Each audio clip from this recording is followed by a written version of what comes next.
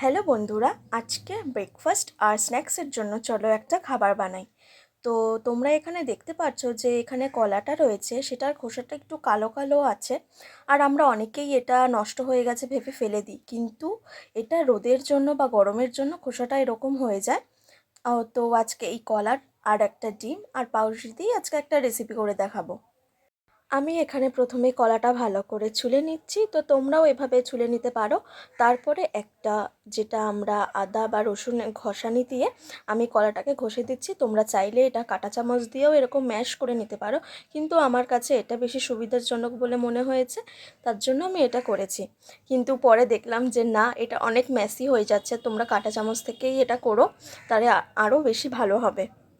তো আমার এখানে কলাটা ম্যাশ করা হয়ে গেছে। এরপর আমি এর মধ্যে একটা ডিম দিয়ে ভালো করে এটাকে ফেটিয়ে নেব।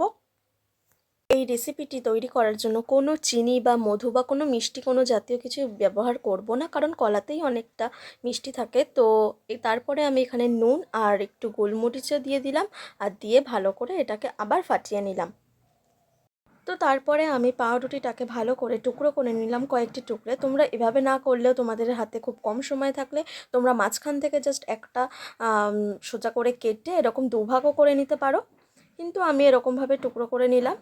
তো বলতে গেলে আমাদের এখানে সবটাই কাজ হয়ে গেছে। এখন শুধু এই পাউরুটির টুকরোগুলোকে এই ডিমের আর কলার ব্যাটারের মধ্যে একটু ডুবিয়ে আর অল্প একটু বাটার গরম করে তার মধ্যে আমরা দিয়ে এভাবে আমরা একটু সেঁকে নেবো।